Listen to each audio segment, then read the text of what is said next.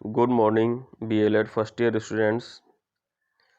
आज हम आपका एक नया चैप्टर स्टार्ट करने जा रहे हैं। एक नया टॉपिक है, इसका नाम है 1986 नई शिक्षा नीति NPE 1986 national policy of education 1986।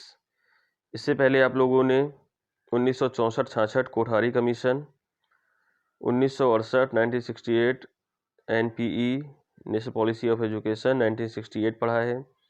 तो जैसा कि हम जानते हैं कि हमारे देश की एक ही परंपरा रही है कि लगभग 20 वर्ष बाद एक नई शिक्षा नीति हमारे देश में आती है, जो कि कुछ नए सुझाव नई परिस्थितियों के अनुरूप प्रस्तुत करती है और उस पर विचार विमर्श करने के बाद फिर उसे लागू किया जाता है।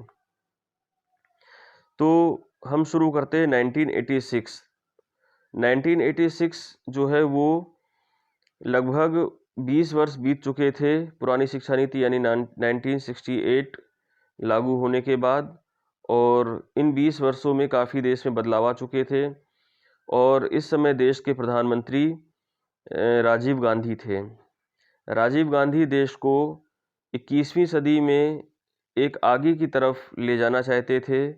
इसी के फलस्वरूप इन्होंने इस बात के महत्व को समझा कि शिक्षा ही जो है वो देश को आगे की तरफ ले जाने में सक्षम है।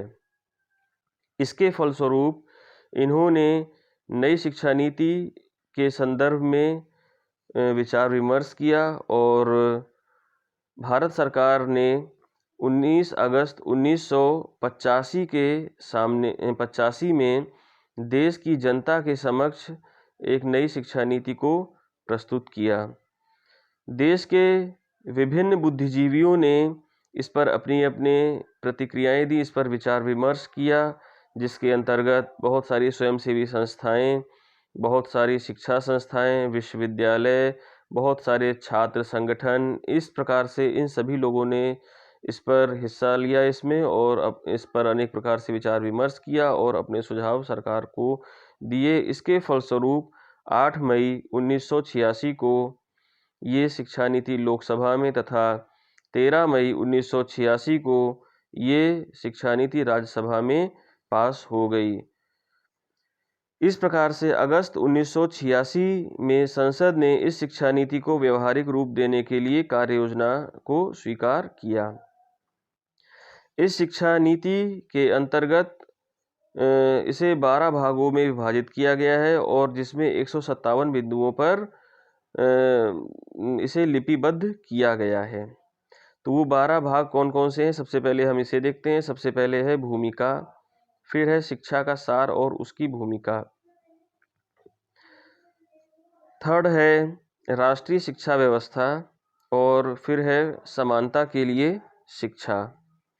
इसके बाद विभिन्न स्तरों पर शिक्षा का पुनर्संगठन, तकनीकी एवं शिक्षा प्रबंध, शिक्षा व्यवस्था को कारगर बनाना, शिक्षा की विषय वस्तु और प्रक्रिया को नया मोड़ देना। अगला है शिक्षक, शिक्षा का प्रबंध, संसाधन एवं समीक्षा और भविष्य। इस प्रकार से इन 12 बिंदुओं पर इसे अलग अलग भागों में विभाजित किया गया। अब हम देखते हैं कि राष्ट्रीय शिक्षा नीति 1986 की मुख्य विशेषताएं कौन कौन सी थी। सबसे पहले आता है शिक्षा का सार और उसकी भूमिका। तो शिक्षा का सार यानी कि इन्होंने यहाँ पर शिक्षा के सार के संदर्भ में यह स्पष्ट किया कि भारतीय शिक्षा भौतिक और आध्यात्मिक दोनों को महत्व देगी और शिक्षा का आधार जो है वो भौतिकता और आध्यात्मिकता दोनों ही होगा। इस प्रकार से शिक्षा का गठन इस प्रकार किया जाए कि उसमें भौतिकता और आध्यात्मिकता दोनों का समावेश हो सके। इसके बाद है राष्ट्रीय शिक्षा पद्धति, नेशनल सिस्टम ऑफ एजुकेशन। इस शिक्षा पद्धति के अनुसार ये स्पष्ट किया गया कि संपूर्ण देश में एक समान शिक्षा प्रणाली लागू की जानी चाहिए एवं शिक्षा के सभी स्तरों पर, चाहे वो प्राथमिक स्तर हो, माध्यमिक स्तर हो, उच्च स्तर हो, सभी में एक ही प्रकार से या एक ही जैसी शिक्षा लागू की जानी चाहिए, एक ही जैसी शिक्षा का विकास किया जाना चाहिए। इसके बाद है सामान्य शैक्षिक ढांचा, कॉमन एजुकेशनल स्ट्रक्चर।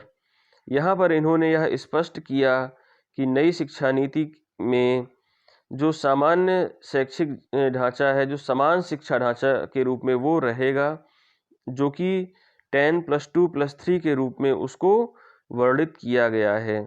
10+2+3 अर्थात प्रथम 5 वर्ष की जो शिक्षा है वो प्राथमिक शिक्षा के अंतर्गत आएगी। इसके बाद अगली जो 3 वर्ष की शिक्षा है, यानी कि उसे उच्च प्राथमिक शिक्षा, यानी कि उसे क्लास 6 to 8 तक के हिसाब से डिवाइड किया गया है।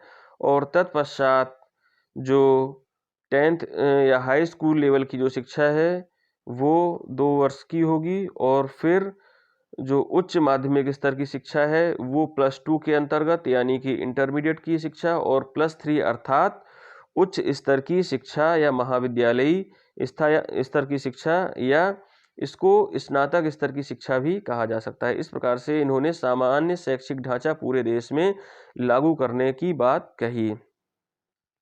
इसके बाद इन्होंने राष्ट्रीय पाठ्यक्रम, इन्होंने कहा कि संपूर्ण देश का पाठ्यक्रम भी एक समान होना चाहिए। इस पाठ्यक्रम में हमारे देश की संस्कृति, हमारे देश की सांस्कृतिक धरोहर, हमारे देश का लोकतंत्र, धर्मनिरपेक्षता, स्त्री पुरुष के बीच समानता, पर्यावरण संरक्षण, सामाजिक समानता, इस प्रकार के इन्होंने सुझाव दिए कि शिक्षा में इन चीज़ों को सम्मिलित करने की भी अत्यंत आवश्यकता है। इसके बाद है पूर्व बाल्यावस्था शिक्षा तथा प्राथमिक शिक्षा, early childhood education and primary education.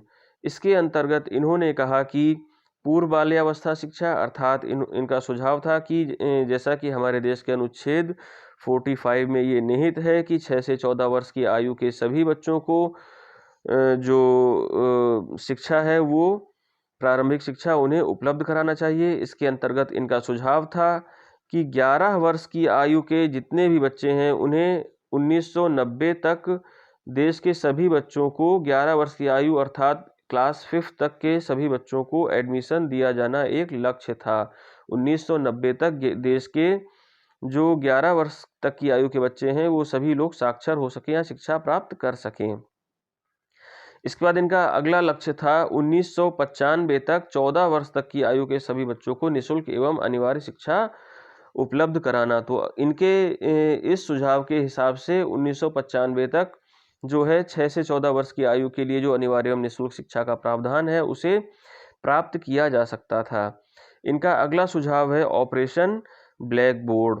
Operation black board के अंतर्गत इन्होंने बताया कि जो शिक्षा के लिए उपयोगी सामग्री है वो सभी विद्यालयों में उपलब्ध कराई जाए। अगर उपयोगी सामग्री विद्यालय में उपलब्ध होगी तो शिक्षक को पढ़ाने के लिए बहुत ही सुविधा महसूस होगी। अगर ये सारी चीज़ें हम शिक्षक को प्रोवाइड नहीं करा सकते हैं तो शिक्षा के जो वास्तविक लक्ष्य है उससे हम कहीं ना कहीं वंचित हो जाएंगे।